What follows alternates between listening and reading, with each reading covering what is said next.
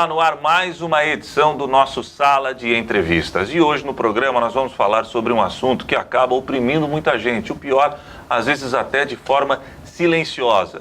Essa opressão se transforma numa tristeza, numa falta de vontade de realizar as coisas básicas do dia a dia. Pode culminar inclusive em algo trágico, que pode trazer marcas que jamais se apagarão na vida desta pessoa e até mesmo de seus familiares. O que gera todo esse tipo de sentimento? Problemas no trabalho, frustrações, relacionamentos que não deram certo? Não sei. São inúmeros os fatores que podem desencadear esse tipo de problema. E hoje no programa nós receberemos uma estudante de psicologia que atravessou dificuldades horrendas em sua vida e que Deus acabou a levantando, instruindo, através daquele problema, forças para superar as suas mazelas e para ajudar as pessoas que passam por problemas semelhantes. Aliás, essa história de superação se transformou num livro. Está aqui ele aqui, ó. Mais Vida nos Dias, da Caroline Fernandes. Carol, tudo bom, Carol? Isso, tudo bem. Falei alguma coisa errada? Não, por aí? Tudo certo. Exatamente isso, assim. Né? Bom, então vamos, como diria um amigo meu, começar do começo. Isso. Você teve um problema sério que te levou a uma espécie de uma depressão, posso dizer assim. Você não tinha vontade de fazer mais nada? Não. Não era exatamente isso? Não, é porque o que acontece? Eu acabei passando por 3 percas, né? Perca da minha avó, do meu irmão e do meu pastor em 3 meses. 3 meses, 3 pessoas do seu convívio acabaram morrendo. Isso, no final do ano passado, bem nessas comemorações. Então. Isso, completou um ano agora. Então, o que acontece? Eu era muito próximo dessas 3 pessoas. E eu acabou sofrendo alguma dor, com certeza, por causa dessas percas. Porém, dessa dor foi onde o nosso ministério nasceu. É isso que eu entendo, sabe? E aí, eu pedi para Deus assim, Deus, que eu possa ter mais vida nos dias aqui na Terra, já que quem eu amo tá morrendo cedo, né? Imagina, meu irmão com 28, meu pastor 47, a minha avó que tinha um pouco mais de 80. Então, daí eu fiquei assim, perguntando pro Senhor, foi onde ele me respondeu claramente que queria me dar mais vida nos dias, e não mais dias, entende? Mais prolongamento, mas mais vida nos dias.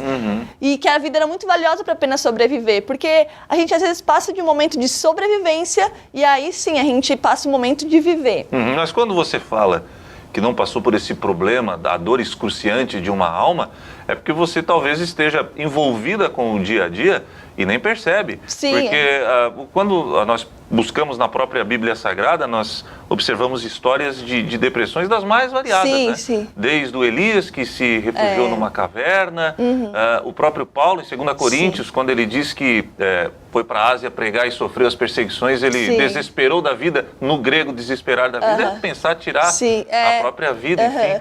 São situações que não são idênticas, mas que podem culminar numa depressão gravíssima. Sim, nossa, e esse livro hoje ajuda muitas pessoas com depressão. Então assim, eu não entrei na fase depressiva pelo próprio fator psicológico, porém, eu tive alguns eixos como se fosse da depressão. Então, posso dizer assim, por exemplo, me senti muito triste, com certeza, porque uma morte, meu irmão morava comigo, né? Então, foi muito rápido, desculpa? Foi. Ele tinha alguma doença ou foi surpresa, assim, saiu para trabalhar, aconteceu algum acidente? Foi dentro da minha própria casa, né? Então, assim, ele já tinha dado uma parada cardíaca antes, e aí depois da segunda vez deu. Puxa vida. Isso, dentro muito abrupto, né? É um choque muito grande na família. Ele acabava antes sofrendo por dependência química também, entende? Então acabou sofrendo por isso no final.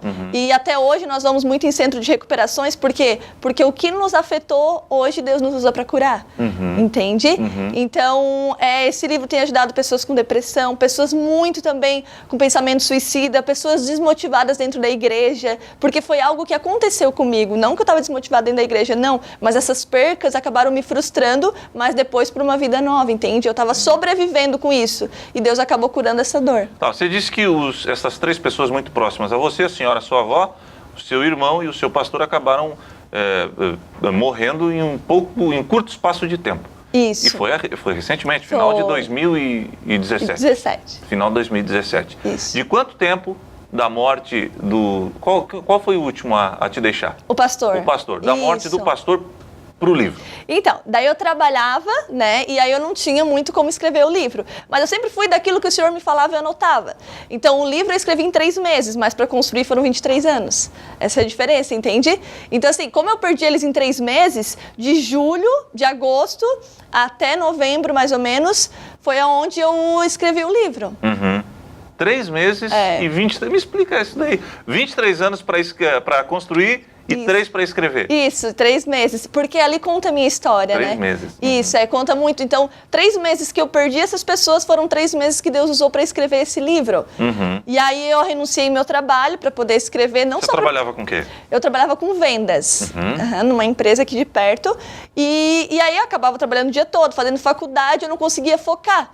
Mas o meu pastor sempre teve um sonho de escrever um livro. Sempre teve sonho de escrever um livro. E foi quando ele faleceu que Deus despertou. Agora tu vai escrever.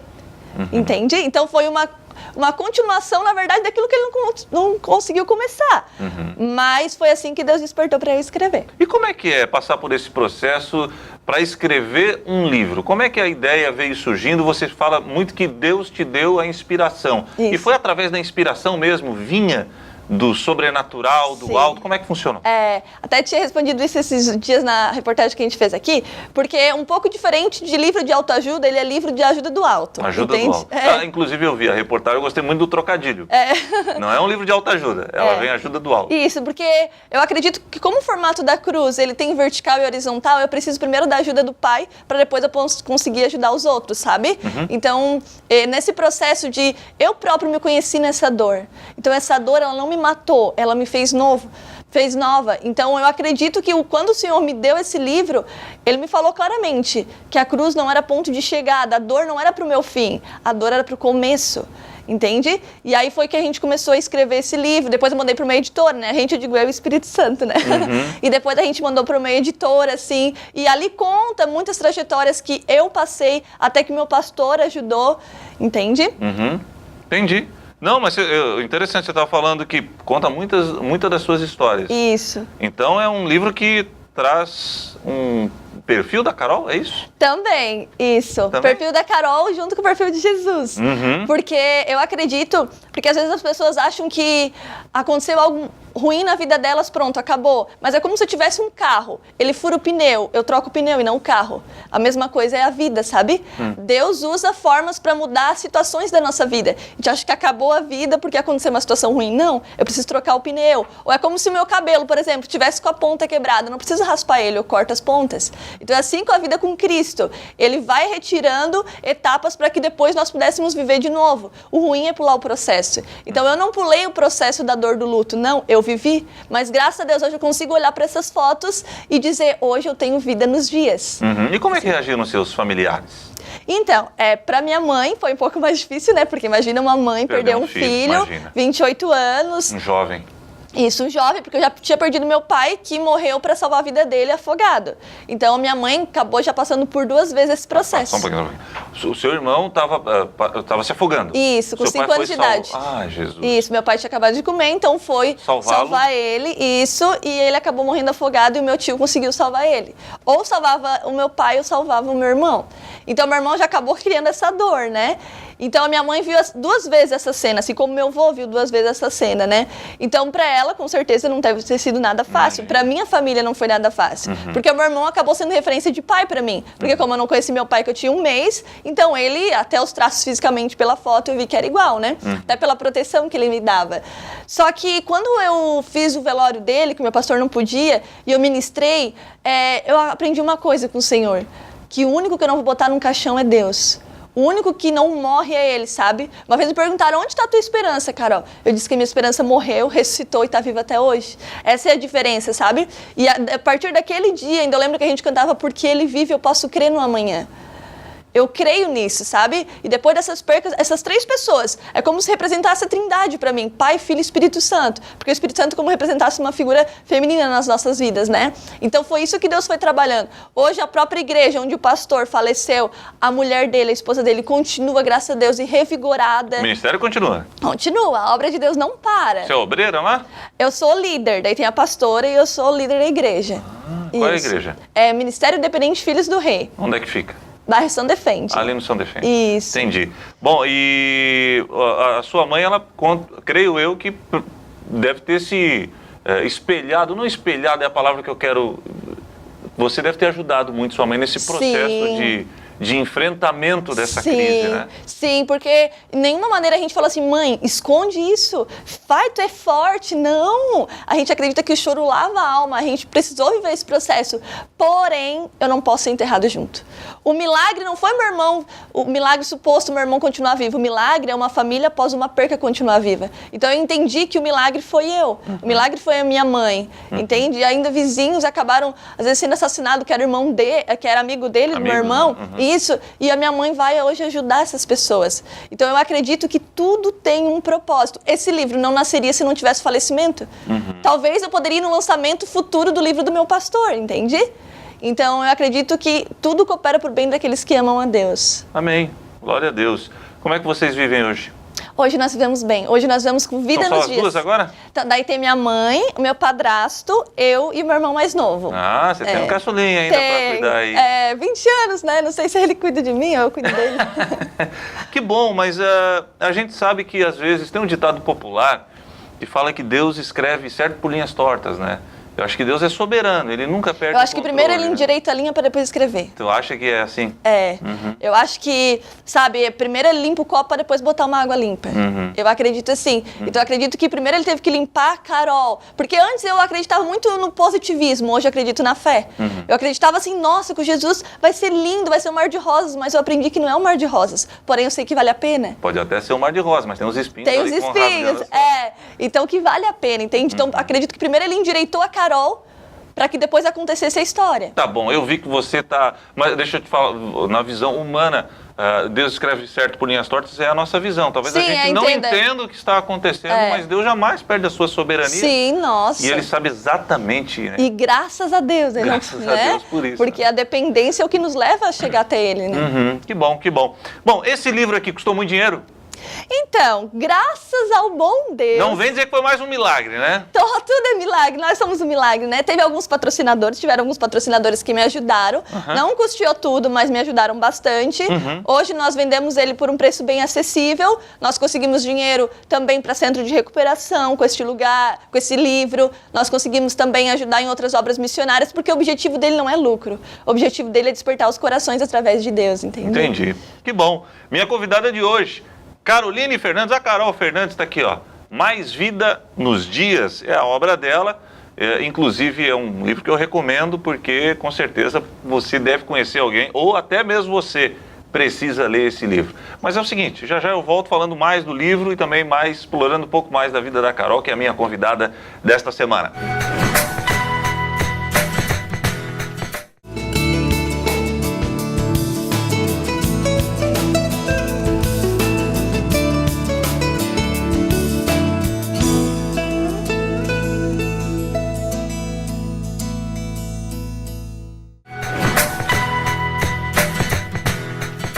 Estamos de volta com o nosso Sala de Entrevistas. Está aqui, ó, Mais Vida nos Dias, da Caroline Fernandes, a Carol Fernandes, ela é estudante de psicologia. Carol, tu não tá me analisando aí, né? Mas falando, tá me analisando. Eu não gosto de falar com psicólogo, cara. Já me falaram isso. Quer ver quando a gente tá com a pasta? Eles falam, e aí? Não. Não? Não. Mas você tá fazendo psicologia já pensando nesse... Isso. De que forma a psicologia pode te ajudar no ministério? Isso, porque eu acredito que a ciência da psicologia, ela me aproxima do Pai, não me afasta. Porque eu vejo a inteligência emocional de Jesus, quando ele chegava frente às situações e ele conseguia ter domínio próprio, ele conseguia ter amor próprio. Então a psicologia me ajuda muito em questões do reino de Deus, em questões da igreja, em questão de estudo, ela me ajuda em todos os sentidos. Jesus foi o maior psicólogo de todos os tempos? Foi, com certeza. É? Ele trabalhava muito isso. Trabalhava, imagina, ele andava com pessoas que às vezes eram bipolares, ele andava com pessoas às vezes... Pedrão que o diga, né? Sim, por exemplo. Eita. E ele com toda a humildade ia lá e colava a orelha, ele entende? E hoje, às vezes, se a gente tivesse todo o poder da terra, tem pessoas que expulsariam da mesa, ele não, ele serviria. Posso te fazer uma pergunta? Pode. Como é que você uma futura psicóloga, estudante de psicologia, encara essa discussão? Porque tem muita gente que fala que cristão não pode ser psicólogo e que psicologia não caminha junto com o cristianismo. Como é que você analisa isso? Não, eu acredito que caminha sim. Assim como todo pastor precisa de um pastor, toda pessoa também, nós somos biopsicossocial e espiritual. Então eu acredito que eu sou biológica, psicológica, social e espiritual também.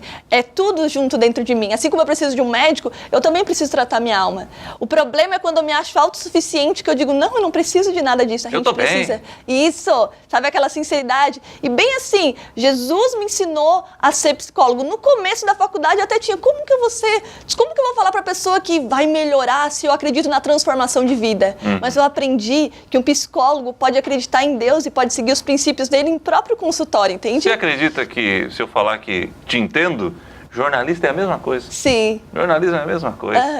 Não pode. Como é que pode? Um jornalista crente, rapaz? Não pode. Pode. E graças a Deus pode, porque a gente atingir essas 7 esferas mundiais, né? E acredito, por exemplo, numa faculdade, onde tem advogado, tem várias, as esferas estão numa faculdade. Por exemplo, já na própria faculdade, uma modelo já aceitou Jesus no corredor, por exemplo. Eles às vezes me perguntam, como é que tu pode entrar com esse sorriso todos os dias? Eu posso dizer, Deus, o próprio Deus me curou de uma doença psicológica. Ah, é? Isso. Você passou por esse tipo de problema? Sim, o TOC, que é o transtorno obsessivo-compulsivo. Já vou falar. Né? Se eu fosse daqui a Florianópolis e não encostasse 3 vezes no poste, ou se eu fosse pisar nos pisos, as repartições, eu não podia pisar. No quadradinho certinho, né? Isso, eu não podia, porque vinha na minha mente assim, se tu não fizer isso, tua mãe vai morrer.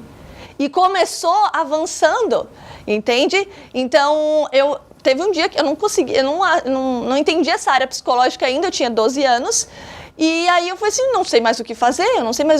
No seu subconsciente vinha desafios, tipo, se você não pisar certinho no quadradinho do piso, sua mãe vai morrer. Isso, era uma prisão. Sério, Carol? Sim, e eu não dormia sem checar a casa 17 vezes. Se eu fosse varrer, eu tinha que varrer de uma maneira, senão eu teria que varrer tudo de novo. Era uma prisão. E um dia eu aceitei Jesus e ele me curou, entende? Por isso que a maior terapia é com ele.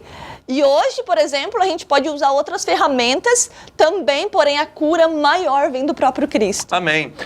Bom, tem uma pauta aí, eu não posso me furtar a fazer essa pergunta para você, que a gente tem casos de pastores que tiram vidas, está bastante latente, porque a gente olha para o pastor e vê ali uma muralha intransponível, né? Sim. E não é, ali tem um ser humano, tem um ser vivo, que enfrenta problemas, que tem dificuldade financeira, que tem problema com a esposa, com o filho, enfim. E ele não mostra isso para a igreja e, pelo contrário, acaba absorvendo o problema de todo mundo, de toda a congregação. E aí, quando vê o cara tá assim num nível altíssimo de estresse, muitos tiram, inclusive, a própria vida. Como é que trata isso, hein?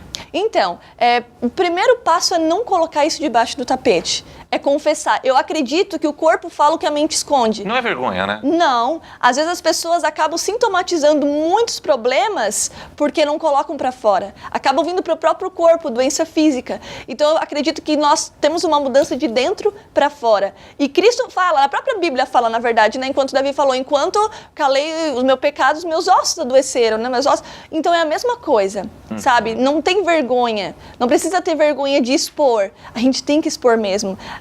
Cristo foi exposto perante a sua dor para todos, então nós também temos que fazer isso. O problema é que às vezes as próprias congregações, o que acontece? Elas esperam assim, e aí pastor, já fez? Já trouxe a ovelha? Já fez o trabalho? Em vez de dividir esse fardo. E eu vejo, às vezes meu pastor passava por esse problema também, e a gente compartilhava muito isso. Então, eu acredito que a gente não é fraco quando a gente reconhece. Nós somos fracos quando a gente não quer reconhecer. Sabe? Fraco sinônimo é desistência. E não, por isso que a Bíblia diz, né? Eu sou forte quando eu estou fraco. Reconhecer uma limitação e uma fraqueza é um sinal de, é um sinal de grandeza. E uma, digamos assim, o primeiro passo para você conseguir superar aquela situação. Sim, porque a gente espera que todos tenham misericórdia da gente, mas a gente não quer ter misericórdia dos outros. Quando a gente vê alguém pregando lá, e vê, ou um professor, ou qualquer outra função, e viu que ele pecou, parece que as pessoas desconsideram tudo que ele falou, e não é assim. Tem pessoas que eu já ouvi falar que desconsideram Jesus como o Senhor, porque um dia ele falou que estava angustiado. E não, isso mostrou Jesus mais humano. Quanto mais espirituais nós somos, somos, mais humanos nós nos tornamos. Até porque ele era verdadeiramente Deus, mas era verdadeiramente homem. Sim, ele sabia, né? Eu acho que mais importante do que entender é conhecer, porque ele não diz assim, ó, entenda a verdade, ela te libertará. Ele fala, conheça a verdade, que ela te libertará. É verdade. Né? Que bom. E esse livro trata de todos esses temas? Todos esses temas. Quando eu falo assim, da própria depressão, como eu falei, eu não passei por depressão, mas eu tive alguns sintomas que, né, por exemplo, de tristeza, de dor. Então, uma pessoa que está desmotivada, ou até aquela que está motivada, não há quem não precisa se motivar mais, vai ler e vai falar consigo. Eu mesmo tenho que reler várias vezes. Legal. Hoje você está 100% recuperado ou de vez em quando dá aquele down, assim, ai, que saudade. Isso daí é normal, né? Sim, a dor do luto passou, aí vem a saudade, entende? Dona Neide Senna, mãe do Ayrton Senna, disse, olha, eu superei a dor da perda do meu filho, mas a dor da saudade... A saudade fica. É igual nós aqui, nós somos estrangeiros, nós temos saudade de um lugar que ainda nós vamos estar. Então é a mesma coisa, sabe? Quem já conviveu com alguém vai ter a saudade. Porém, hoje eu consigo olhar uma foto e consigo ver os pontos positivos que acrescentou na minha vida, entende? Então, essa saudade é uma saudade boa, não uma saudade que acaba machucando, como nas primeiras fases do luto aconteceram. Bom, nessa situação da primeira fase do luto, assim, aquela coisa que parece ser mínimo e que você às vezes não dá importância, você perdeu um ente querido, você fica ali mais quieto, mais reflexivo e tal, as pessoas às vezes acham, é normal que mas pode ser o primeiro sintoma de que aquela pessoa está sofrendo, né? Sim, nossa, a gente acredita que passa por várias fases do luto. Tem pessoas que passam pela negação, que não querem aceitar, tem pessoas depois que passam por essa fase da saudade, todo mundo passa. Porém, a não aceitação é a pior coisa. A não aceitação, não entender o que aconteceu. Existem duas coisas, a não aceitação e querer ter resposta para tudo. É a mesma coisa que a gente pensa, viadão quiseram entender, então morreram. Quando eu quero muito a resposta, quando eu quero entender, aí começa. Por isso que eu digo, viva o processo. A aceitação é uma das primeiras partes para que tenha um luto superado. E como é que faz? É acreditar no Cristo, que ele tem um propósito maior. É tu olhar e dizer assim, eu continuo vivendo porque ele me deu vida. Céus e terra passarão, as pessoas passarão, mas ele não passará. Então eu acredito que a gente é curado, nós somos curados caminhando, não estacionado. Curados caminhando. Isso. Nós vamos andando, aprendendo, sofrendo, aprendendo com a dor. Isso. Hoje para mim, isso foi lição, eu ter mais vida nos dias. Hoje, porque às vezes as pessoas, por exemplo, não sentam numa mesa e comem com a sua família e perguntam como foi o dia. O celular hoje é mais atraente. Então, ou seja, a vida de fora está mais atraente do que a vida de dentro. E às vezes elas podem atravessar o oceano, mas não atravessam a mesa para olhar olho no olho. Então, na minha família mudou isso. Hoje eu consigo perguntar, e aí, como é que foi o teu dia? Acabou me aprendendo a prevenir um futuro melhor. Entende? Entendi, que legal. Isso é que nem a história do quer fazer missão na África? Quero, mas então evangeliza o teu vizinho. Nossa, o nosso maior campo missionário é onde nós estamos.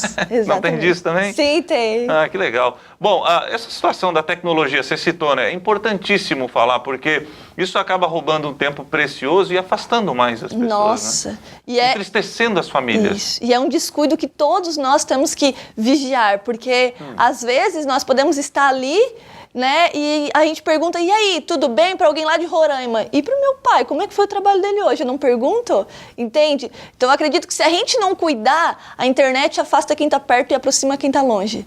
Então eu preciso muito cuidar, sabe? E a gente às vezes acaba se manipulando, eu vou deixar para fazer depois porque eu tenho que olhar a vida social dos outros. Não, eu tenho que olhar primeiro para mim. Isso é ter mais vida nos dias, eu olhar para mim. Entende? Tem um amigo meu que disse assim, sabe por que eu não fico muito hora no Instagram? Porque eu tenho um celular meio ruinzinho, daí eu não consigo ficar muitas horas. É a mesma coisa, eu acredito nós. Por exemplo, a Bíblia diz assim, se o teu olho te escandalizar, arranca ele, que é melhor entrar no reino com um olho do que com os 2 olhos no inferno. Então, se isso está me roubando tempo, eu prefiro abrir mão hoje e ter um futuro melhor do que eu passar a vida dos outros e não passar a minha vida. Legal. Carol, como é que faz para adquirir o livro? Então, aí pode entrar em contato comigo, tanto no e-mail quanto no WhatsApp, né? E pode entrar em contato comigo que a gente dá um jeito de entregar. Como é que é o teu e-mail? É CACAKK. KK? Eu vou tentar fazer o melhor futuramente, pode deixar. Tá bom. cacaroline.pff@hotmail.com. Tipo um gaguinho assim, Cacaroline. Isso, já é um trava-língua, né? Já a superação desde o e-mail. Tá bom, cacaroline.pff@hotmail.com. PFF? Isso. Faz partido político? Não, é só o sobrenome mesmo. Só o sobrenome. Então tá bom. Cacaroline.pff ff@hotmail.com. Tá aí o teu WhatsApp. É 948, né? 996177950. De novo, 96177950. o pessoal pode entrar em contato, quer Pode. falar de valor. R$15 o valor do livro. Puxa vida, é só pro custo mesmo. Então.